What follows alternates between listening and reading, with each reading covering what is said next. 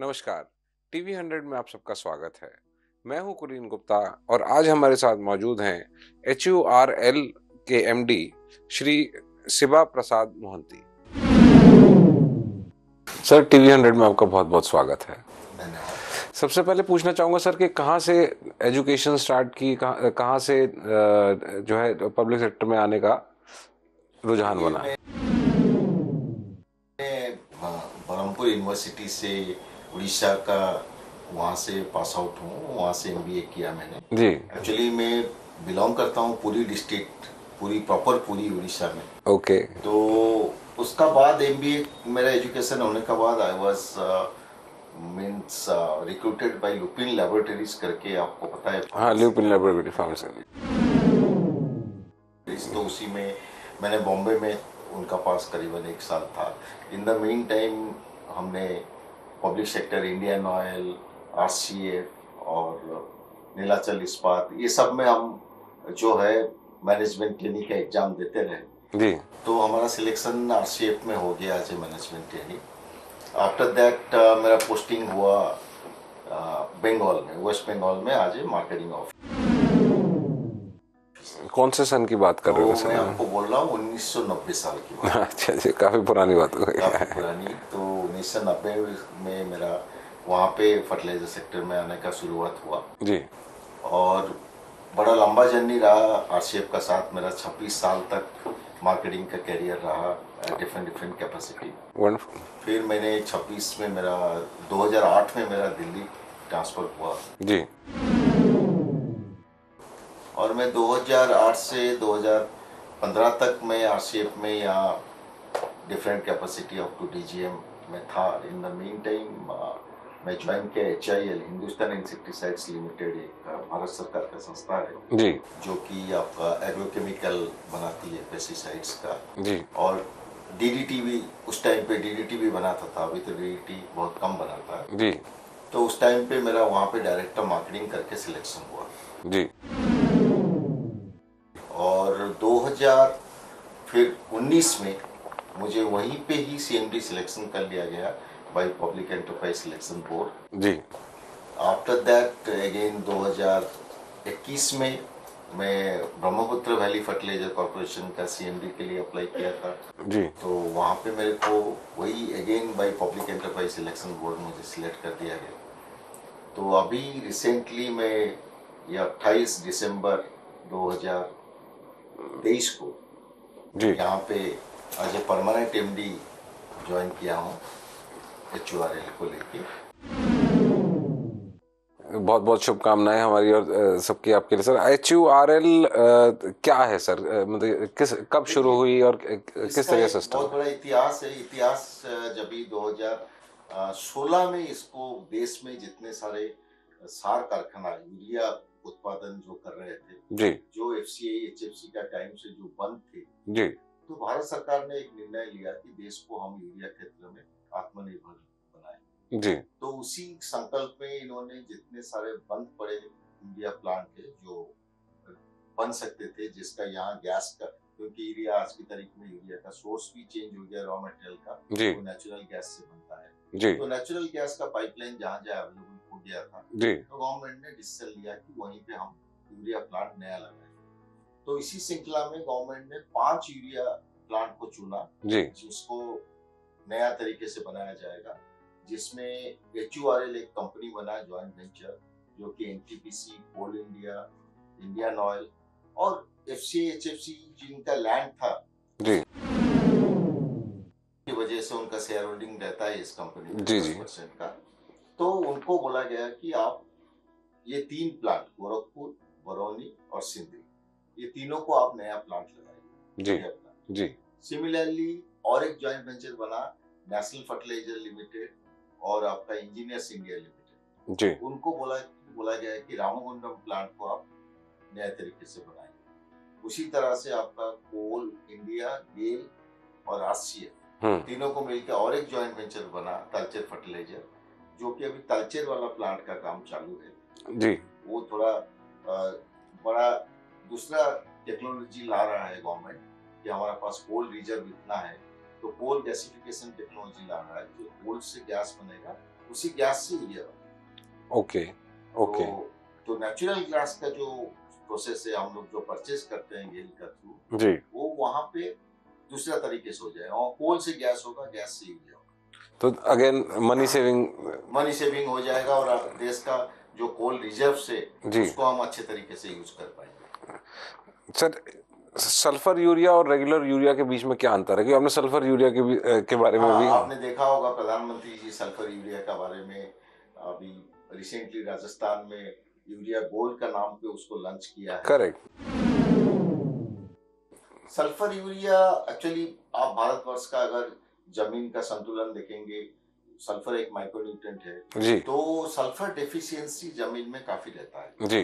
तो sulphur coated urea में होगा कि दो तरह का उपादान जो आपका जो क्रॉप को है वो मिल जाएगा जी। एक तो सल्फर भी मिलेगा जी। एक नाइट्रोजन भी मिलेगा जी। खाली नाइट्रोजन लेपित यूरिया में क्या खाली नाइट्रोजन ही मिलता है जी। तो दो न्यूट्रिएंट एक ही साथ में मिलेगा तो किसान भाइयों को जो इसका फायदा है जी। रियल फायदा मिलेगा कि दोनों एक साथ में जाए।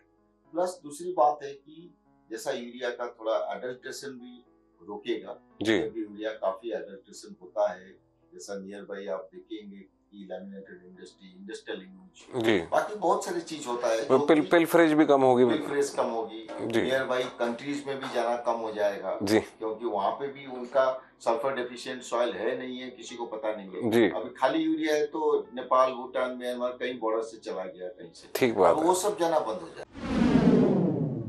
जाएगा उस हिसाब से। तो ये देश जो आत्मनिर्भर बनना चाहिए वो रियल सेंस में आत्मनिर्भर बनता है।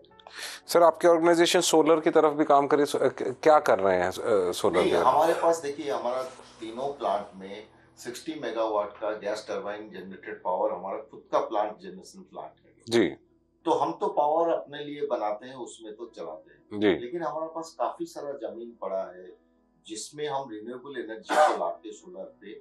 हम चाहते हैं कि हमारा 100 मेगावाट का तीनों प्लांट में लग जाए ताकि ये जो 300 मेगावाट आएगा मेरे को प्लांट और कॉलोनी मिला के जितना लगेगा जी। बाकी सारा पावर में पावर डेफिसिट स्टेट्स को ट्रेडिंग कर सकूं ताकि मेरा जो है मेरा उसमें मुनाफा भी होगा प्लस राज्य सरकारों का जो पावर डेफिसिट है उसको एड्रेस कर पाएंगे। तो काफी एलैबोरेट प्रोग्राम है। इस कंपनी को अभी जस्ट खड़े होते होते मैं बोलूंगा अभी 10 ही महीना हुआ है जी। और 2 महीने में हम लोग इस साल का पहला फाइनेंशियल ईयर कंप्लीट करने जाएंगे जी। और ये बहुत सुखद बात है कि हम लोगों ने एक साल का अंदर एक सस्टेनेबल मोड में प्रोडक्शन दिया है 90% और अबव जी, जो कि जनरली होता नहीं है। आप देखिएगा कि दूसरा जो फर्टिलाइजर कंपनी नए नए लगाए हैं उनको 2 साल 2.5 साल स्टेबलाइज करने में लग जाता है। तो किस तरीके के टारगेट्स रखे थे और किस तरीके के टारगेट्स मार्च तक अचीव कर पाएंगे? हमारा टारगेट था एक्चुअली हमारा तो 2 प्लांट कमीशनिंग में मतलब कमर्शियल प्रोडक्शन में आया आपका 1 मई से जी। तो इसका हर प्लांट का कैपेसिटी है 12 लाख टन जी। तो 36 लाख टन बनना चाहिए।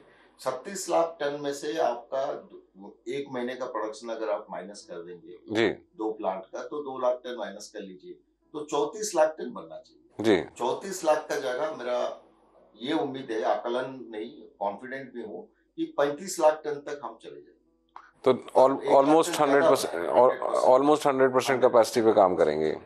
हाँ, तो अभी एक चीज और रहेगी sulphur urea versus regular urea के अंदर। एक आपने बताया था कि भी इसके अंदर सब्सिडी की वजह से चोरी की भी बहुत संभावना रहती है, तो सल्फर यूरिया आने से चोरी भी रुकेगी। वो क्या चीज है सर? नहीं, देखिए क्या होता है कि अल्टीमेटली आप अगर आज देखेंगे देश में जो यूरिया किसान को 266 रुपया में मिल रहा है जी वो आप इंटरनेशनल बाजार में अगर वो यूरिया हम लोग इंपोर्ट करते हैं या आप जो गवर्नमेंट जो सब्सिडी देता है तो एक 2400 रुपया का बैग होता है 2200 से 2400 तो लगभग फ्री से भी कम है।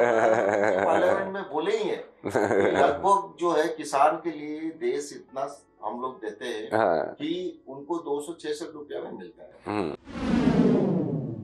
इसी का कभी कभी क्या है काला बाजारी मुनाफा जो व्यवसायी लोग हैं वो लोग इसी का फायदा उठाते हैं ताकि जो इंडस्ट्रियल जितना लैमिनेटेड फैक्ट्री अदर यूजेस में जब यूरिया लगता है ये इसी किसान को जो सब्सिडी मिलता है जी और जो सब्सिडाइज यूरिया किसान को मिलना चाहिए वो डाइवर्ट हो जाता है दूसरी तरफ। करेक्ट। तो अब सल्फर कोटिंग हो जाने का बाद उसको रिमूव करके यूज करने में तो उसका पास वो टेक्नोलॉजी होगा, मैकेनिज्म होगा, तो उसमें सारा देश का ही फायदा होगा जी।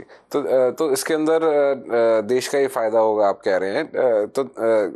पर क्या प्राइवेट इंडस्ट्री जो यूरिया मांग रही है वो भी आपकी ऑर्गेनाइजेशन उनको डिलीवर कर पाएगी, या उनको आउटर सोर्सेज से ही काम लेना पड़ेगा? नहीं, अभी जैसा GNFC है, गुजरात नर्मदा फर्टिलाइजर कॉर्पोरेशन, उसको गवर्नमेंट ने अलाउ किया है जी कि वो इंडस्ट्रियल ग्रेड बनाए जी। जैसा इंडियन पोटास लिमिटेड है, उनको भी अलाउ किया है कि इंडस्ट्रियल ग्रेड यूरिया इंपोर्ट करे जी। उसी तरह से हम लोग भी आगे चल के इसको इंपोर्ट भी करके जो इंडस्ट्री को यूरिया इंडस्ट्रियल ग्रेड यूरिया चाहिए जी हम लोग जुगाड़ देंगे उनको जी। से। हाँ, उनका कॉस्टिंग ज्यादा रहेगा, वो तो बात सही है, क्योंकि सब्सिडी तो किसान के लिए मिलता है, सब्सिडी इंडस्ट्री के लिए नहीं जी। तो उनको उसी कॉस्ट में लेना पड़ेगा। सर समय हो चुका है, तो चलते चलते एक पूछूंगा, जो बच्चे देश में मार्केटिंग की तरफ रुझान रखते हैं और जो चाहते हैं कि पब्लिक सेक्टर के अंदर भी आए, उनके लिए आपका क्या संदेश रहेगा? देखिए, मार्केटिंग एक सबसे, तो मैं एक ही चीज जानता हूँ, मार्केटिंग सबसे इंटरेस्टिंग सब्जेक्ट है। मेरा ये 35 साल का कैरियर के बाद ये मैं कन्विक्शन के साथ कह सकता हूँ कि देश का आज की तरह जो नौजवान है वो मेरे से भी ज्यादा मार्केटिंग जानते होंगे, क्योंकि देश इतना तरक्की कर चुका है। लेकिन मार्केटिंग में सबसे बड़ी बात है, आपको जो भी, ये कन्वर्स की तरह है, आप इस पे चलते रहिए, जो भी आपको टकराव आएगा उसको अगर आप अपॉर्चुनिज्म की तरह या उसमें आप अपना अपॉर्चुनिस्ट देखेंगे जी, तो वही मार्केटिंग सक्सेस मार्केटिंग पर्सन बन सकता है।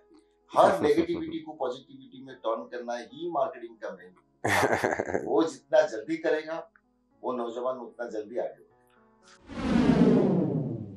सर, बहुत ही सुविचार दिए हैं आपने मार्केटिंग के ऊपर। बच्चों के लिए हम चाहेंगे कि आपका भी बहुत भला और बच्चों को भी आपकी बात सुन के भला मिले।